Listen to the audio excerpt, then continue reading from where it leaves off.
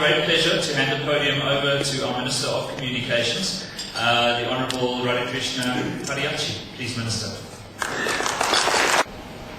It is indeed with great gratitude for me to take this opportunity to address this August function, which has been very ably coordinated by the New Age newspaper. We took a decision to convene this breakfast get-together as a way to create an opportunity for industry and other stakeholders to inform you about our programs in the ICT sector and to give you an opportunity to create another mechanism by which you could engage with us in government.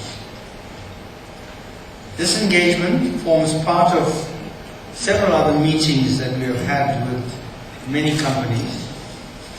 We have had now 2 forums in which we have had the opportunity to meet with industry leaders. We created what is called a Top 30 ICT Company Forum and another forum for SMMEs. In the Top 30 ICT Company Forums, we've now had 2 particular workshops which led to the establishment of a compact between government and industry. And in that compact, we made certain very serious commitments about what we can collectively achieve as government and the private sector.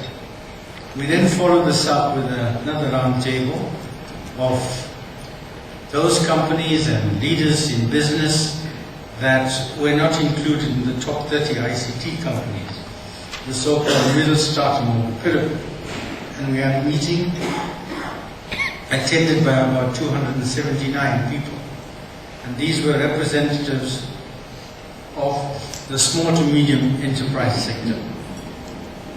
Now, in all these discussions, we received inputs on a range of issues that require attention in our endeavor to create a stable and predictable policy and regulatory environment for the ICT sector. We have also taken into consideration offers made by industry and other stakeholders to work with government to create sustainable jobs through industrialization and infrastructure development. In particular, we are committed to create the necessary environment to ensure that we meet our commitments to create 1 million jobs in the ICT sector by 2020. Now, this is perhaps one of the most significant commitments that were achieved in this series of roundtable meetings. We took the initiative to bring the industry together, responding to the President's call made in the State of the Nation address when he declared 2011 as the year for job creation. And you know that one of the biggest challenges that this country faces developmentally is that we have this huge army of unemployed young people in the age group of about 20 to 40, growing at a tremendous pace and wanting to be productive in the economy but not having access to proper jobs. And together with that is the growing inequality on income in South African society. And when you put those two together, you have what is a perfect recipe for widespread social unrest and for destabilization of the country. So the President realized this, the ruling party realized this, and has summoned us all to give serious attention to the task of creating jobs for 2011. And so he summoned the nation to address this particular problem. Now, each one of us as ministers in government saw the need to then mobilize our sectors, and it's that which led to the strategy of working with industry. I think the realization in government is very clear that if we are to address this particular problem, both developmentally and economically, we're never going to be able to do it on our own as government. We have to get into a smart partnership between business, industry, government and civil society. And if we can forge that compact together, we then have a better chance to address this problem in the medium to long term. So it is with that in mind that we formulated in government what is called now the New Growth Path. And in all the major initiatives that are going through in government, the New Growth Path constitutes the framework around which we are taking initiatives to create the enabling environment within which jobs can be created. Now, there's a role for government, there's a role for the private sector. As far as government is concerned, we have to provide a stable environment, we have to provide certainty for the markets, we have to provide confidence for the investors, we have to be able to offer a country that attracts both foreign investments but also stimulates our local people to get involved in the investment game so that we can make sure that there are productive enterprises being built in the country. Government has the responsibility to do this. We have to make sure that we have regulatory institutions that are capable, competent, and are able to respond to the needs of the market as it emerges. We have to stimulate competition, but at the same time deal with the chaos that competition brings to us. And in the ICT sector, this is very clearly evident that when you have weak regulation, when you have a regulator that is finding it exceptionally difficult because of historical and other reasons, the markets are left to their own.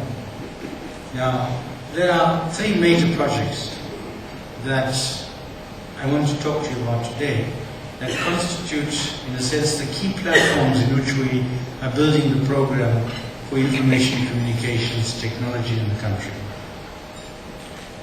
These are, one, the development of a national broadband initiative in the country.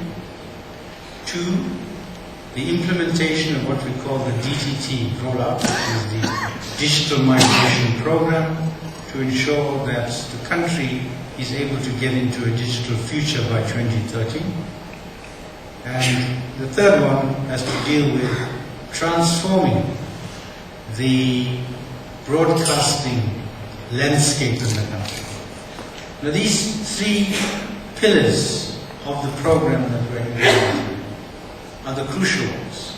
Now, if I were to pick a few more and say these are also important because we've decided that these are flagship projects in the ministry, I would add the emphasis on rural development, because we want to break the spatial divide that we inherit from the past and the division between our urban centers and the rural areas, and to make sure that there's infrastructure and services for all of these, and our people have equal access in the rural area. And of course, the fifth one would be the creation of jobs, which is a transversal thing across all these projects. But let me talk a bit about broadband, because I was talking about this problem that you notice in the economy when you have weak regulation and a weak framework within which operators that wish to grow the economy can operate.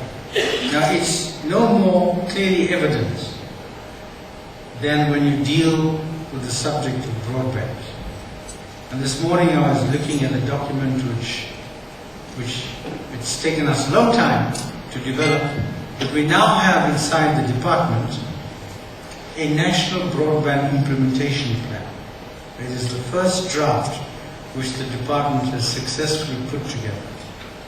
And the really fantastic thing about this is that it makes some very important assessments. The first is that if you do an audit, well, let me just say, before I go into that, to say that we asked the top 30 leaders in the ICT industry, give us one thing that you think we should place before the nation collectively and say this is what we must achieve by the year 2020. Because part of our problem in this sector is that we move from governmental cycle to governmental cycle. Ministers come and go. The lucky ones stay for 5 years. So, in the next 5 years, another minister comes and the plans change.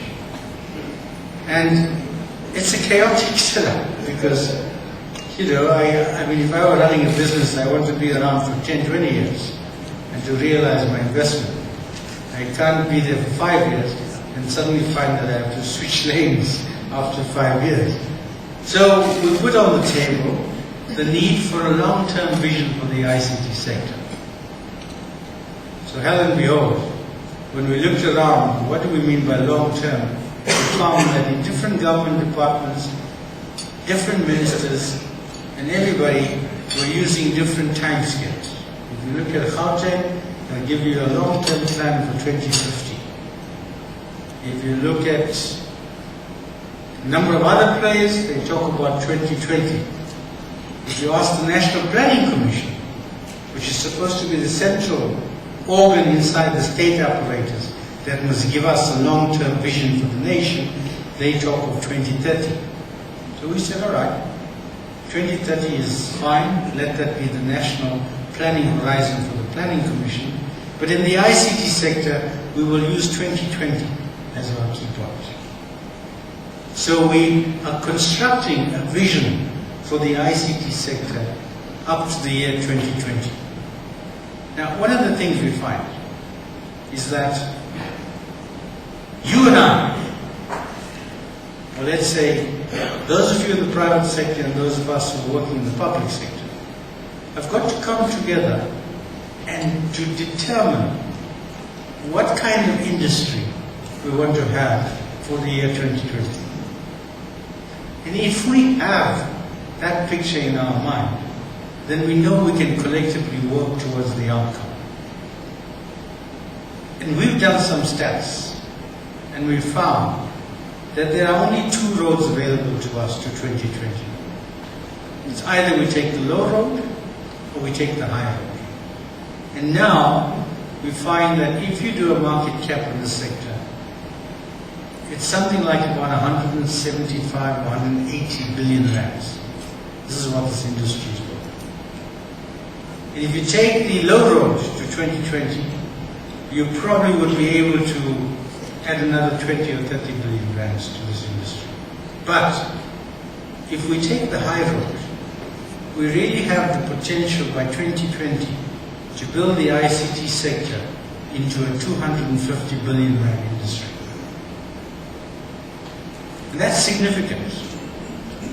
It's significant because you will then be making an immense contribution to the GDP in this country.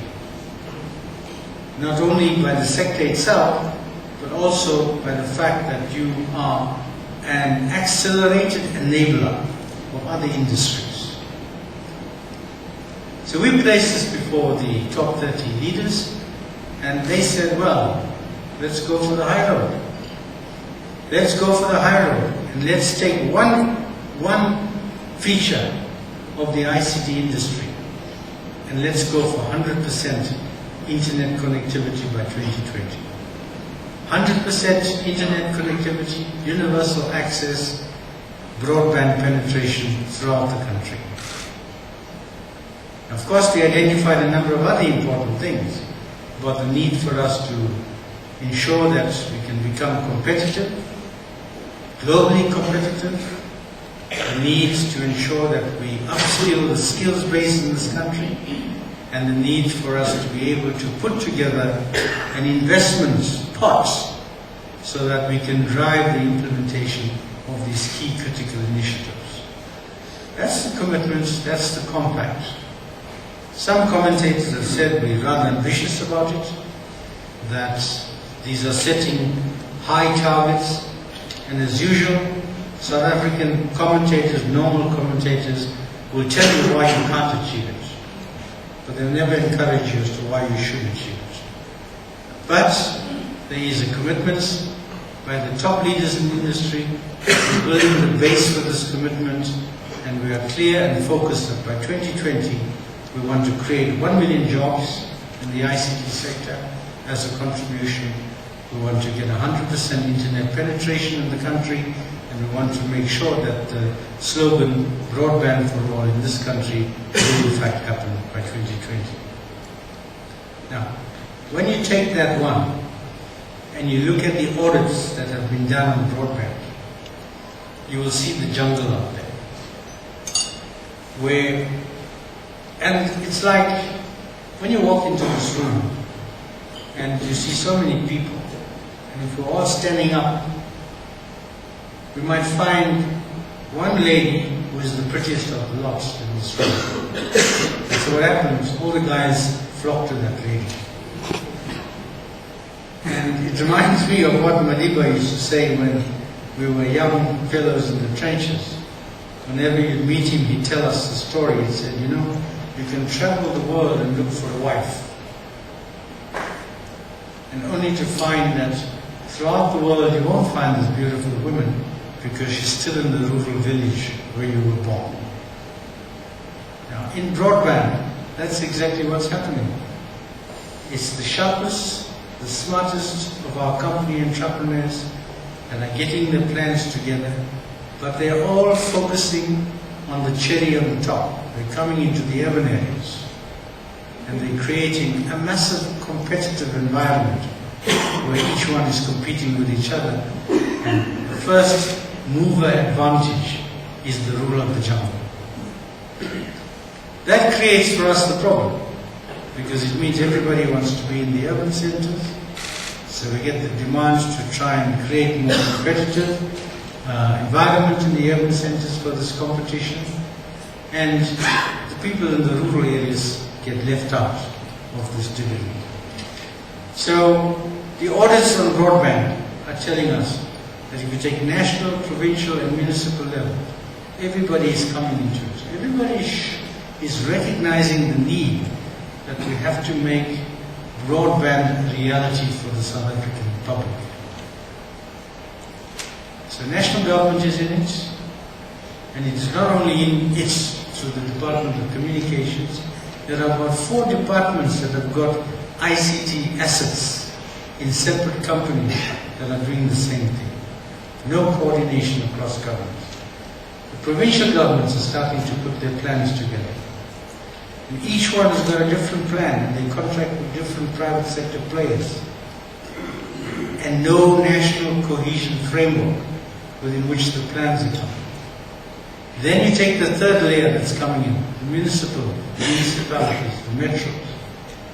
And so they're all wanting to create broadband rings around them and to try and make access, because everybody realizes the importance of this notion of a digital experience that arises out of broadband, and how vital it's going to be like the blood transfusion in the economy. But there's no national implementation plan, there is no cohesive framework, and somehow somebody has got to take the responsibility to pull this together. And so the Department of Communications, great task ahead of it, great challenges, lost its authority a long time ago because of its internal chaos and internal dysfunctionality, beginning to slowly, step by step, recreate that authority and relate through partnerships like the one we're talking about, and to offer the kind of framework that the industry requires and the country requires. So we've got on the table a national coordinating framework which we are going to put out into the public domain for discussion. Sometime in next month, we hope that we will have a government-convened broadband summit in which we could bring all of this together and place it before the nation and deal with some very important strategic issues. Now, one strategic issue is what is the role of the private sector, what is the role of the public sector. We've established a very important principle, and that is that there has to be a role, a partnership role between private and public companies. The public sector companies will not compete at the retail level in the layer of services. We will focus our attention on ensuring that the infrastructure the country needs is put in place properly.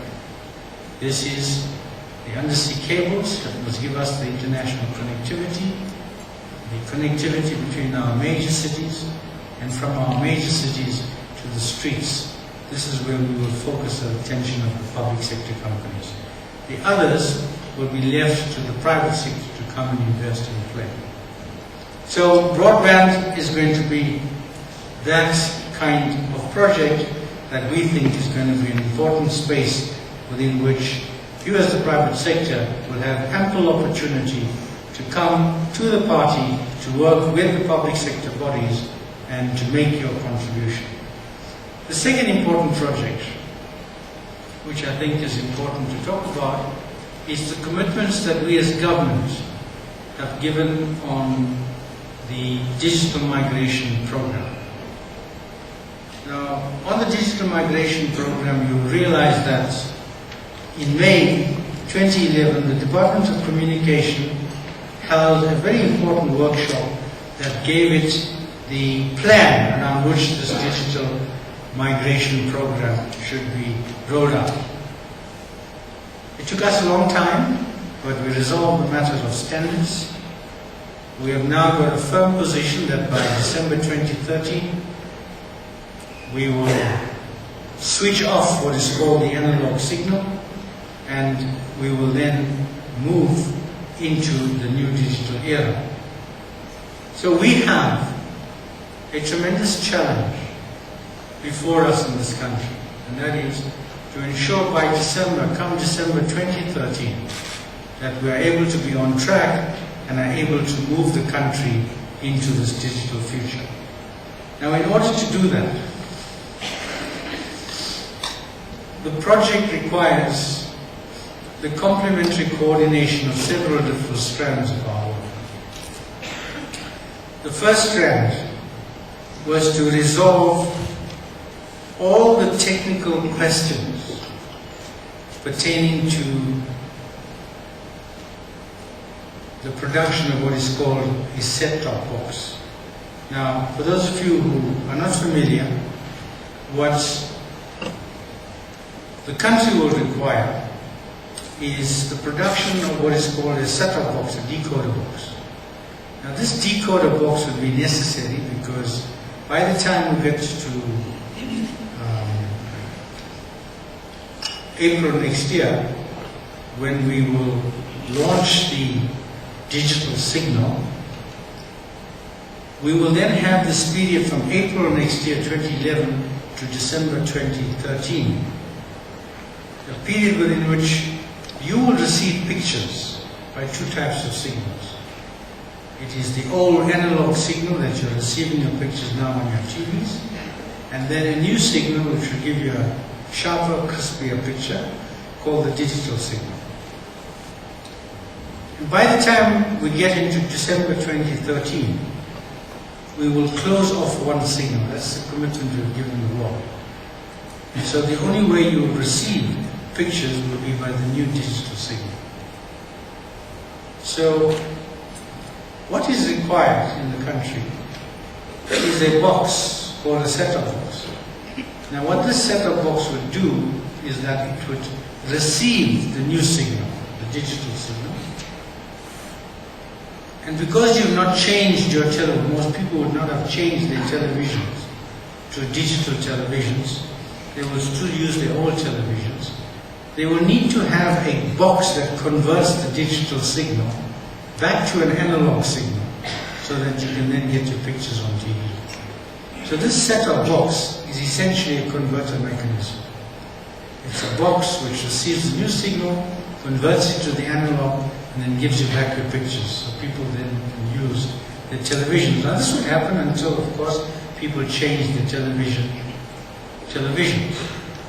Now, there are something like 5 million people in this country who we estimate, because of the levels of poverty, who will not be able to afford to purchase a box. And this would therefore mean that government has got to come to the party and subsidize this box, which we think will cost about 700 rand, and we will subsidize it to 2/3 of the cost, and 1/3 will come from the consumer. So government has got to come into the program of getting this box manufactured by a group of companies in the country so that these boxes can become available. So that's a very important track.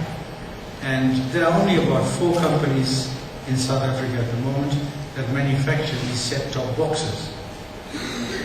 And we hope that through this program we could kickstart and revitalize the electronics industry in this country. So we're hoping to take the manufacturing consortium to about 8 companies in South Africa. So we want to double the existing stock of companies. Those companies that will then have their IP, and we will enter into a manufacturing industry partnership with government to produce this box. But the scope is quite enormous if we get the box right. That you're going to produce the box for the South African market. It's going to follow the European standards.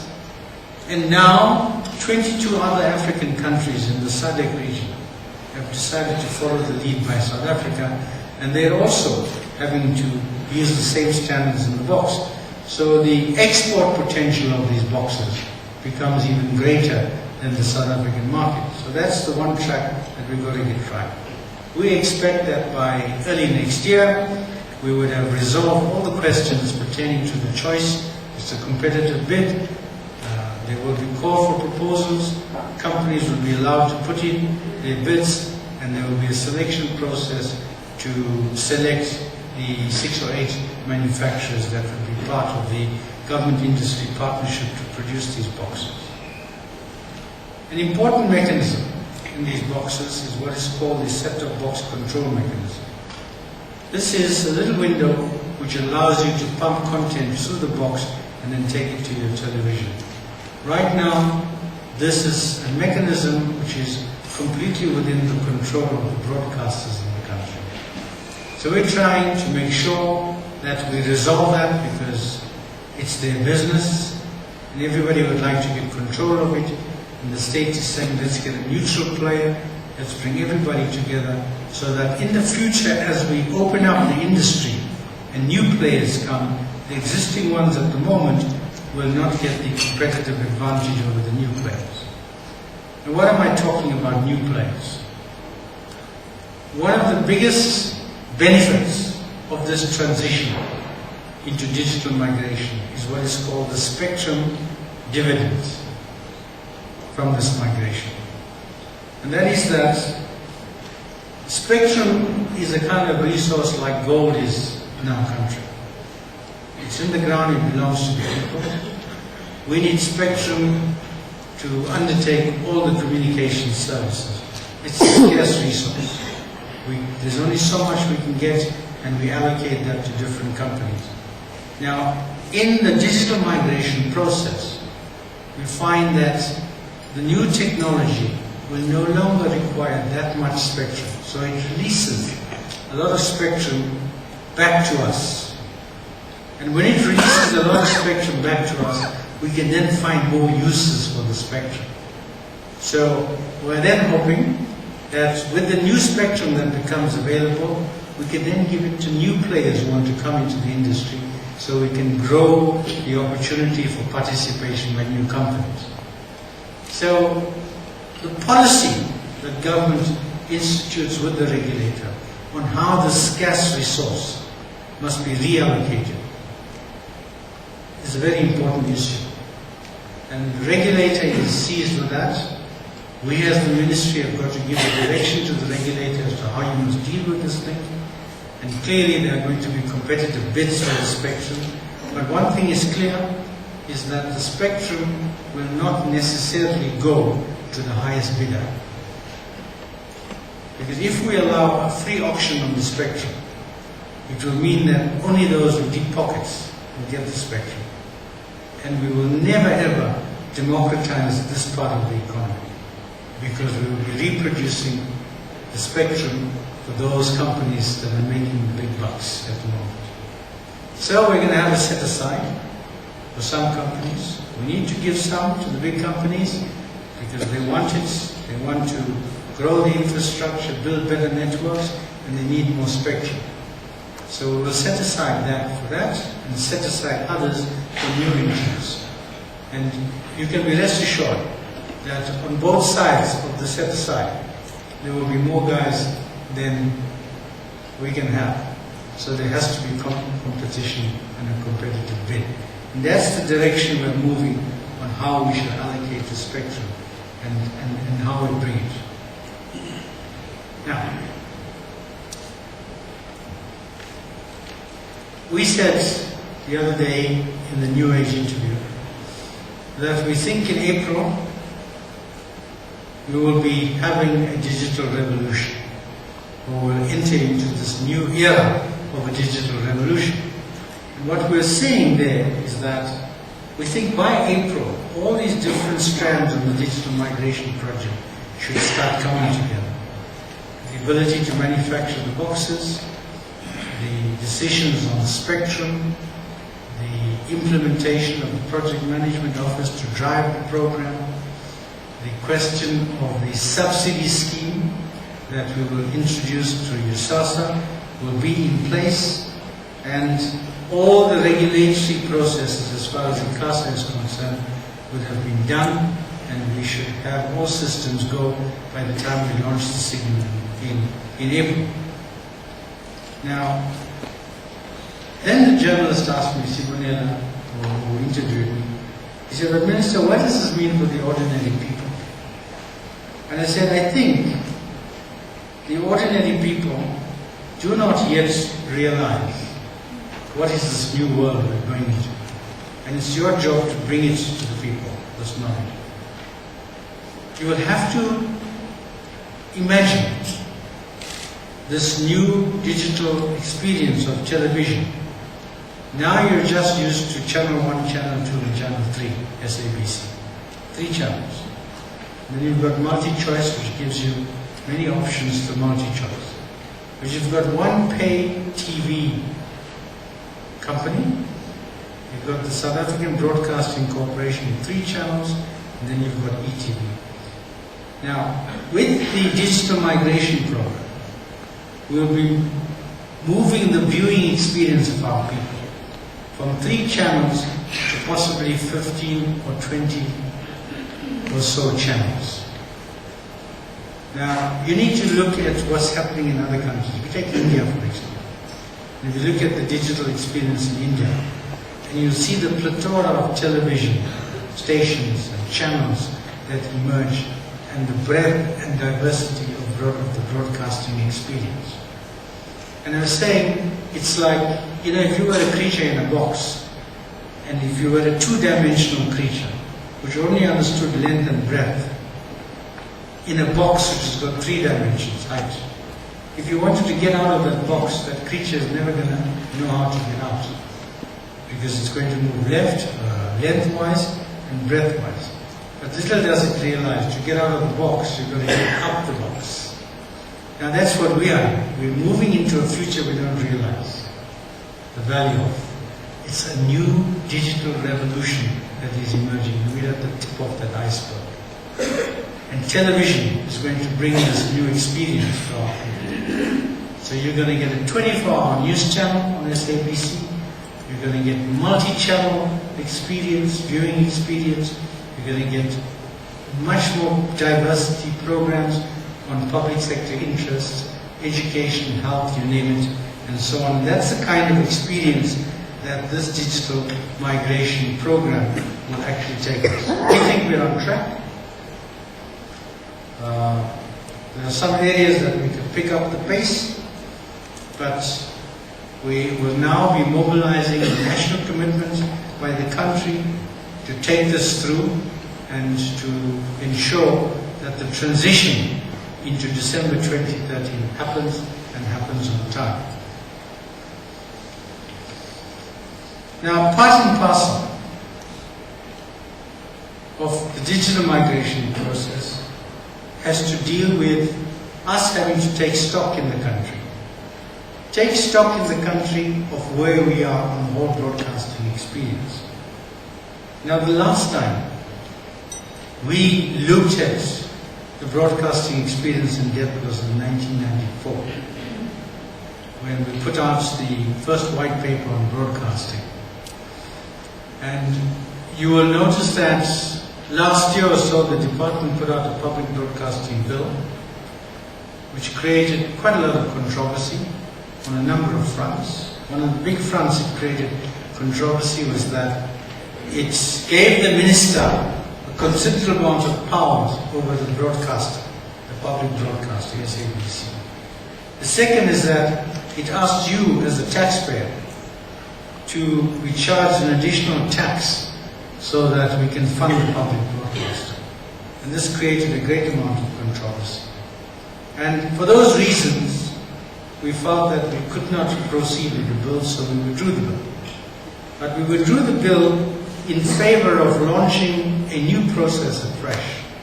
And this new process afresh was to give us, the South African nation, the opportunity to look at the entire the entire broadcasting landscape, and to ask ourselves the question, what kind of public broadcaster do we need for this new digital future, this digital revolution that we are talking about? What have we learned from 1994 to now about the public broadcaster that we could then say are our strengths? What are the weaknesses we should eliminate?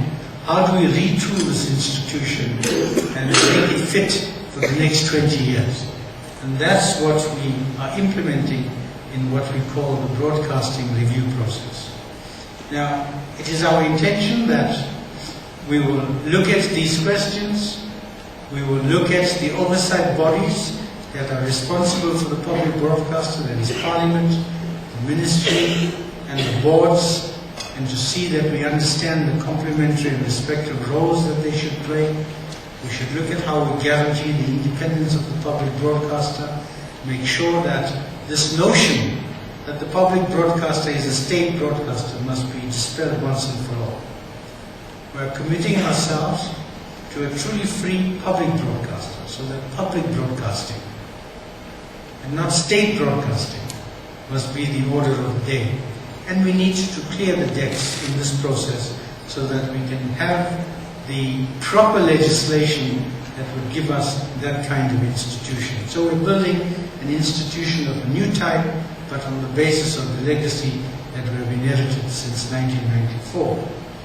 Now, it's an open process. It's going to be transparent. The Minister will appoint an advisory panel of both international and local experts to advise on the architecture of the process, to get this panel to produce a report, and out of this report will flow the kinds of bills that we think that would give us the kind of broadcasting environment. We need a public broadcaster, we need to cover community broadcasting, and we need to ensure that the new forms of media are able to be encompassed in this framework that we are going to develop. We think that we will be ready by the middle of 2013, by the middle of 2013, ready to have the laws in place that would give us the new type of framework. And that's the way we intend to move forward on the broadcasting review process. Now, ladies and gentlemen, I trust that I've been able to share at least some of these key projects with you today, and hope that you will see this as an invitation to collaborate further with the Ministry and the Department, and to seek whatever opportunities you can to engage with us, and to engage with us so that we can even clarify in detail as we move along what opportunities there are for you to participate in ensuring that you can make your contribution to building this future for the country, to laying the foundations for the high road to 2010. And I was saying to everybody that since you're all guys here, experts in this industry, and you take a passionate interest in this industry, I'm going to ask you one question which I've asked many friends in the ICT industry before. Now, if you know the industry so well, can you tell me, is a computer a male or a female? So I bet you half the room would say the computer is a female. And the other half would want to know why. It can multitask. Is it? It can multitask. It can multitask. I thought you were going to say it could multi-choice. Well, that's probably true, but somebody says, you know, it's this investment that you make. You sort of take so long to save up the money to buy this computer. And just when you go and buy it, you suddenly think that you've got the damn solution to your problems. You realize it's actually the problem, not the solution. And somebody said, you know, but it's got to be a male. So they said, well, why is it a male? They said, no, it's for the same reason. You know, you spend so much of energy investing in trying to get it. You think it's the solution, and then only when you turn the corner, you find a new model that you get so interested in. Thank you very much. Thank you.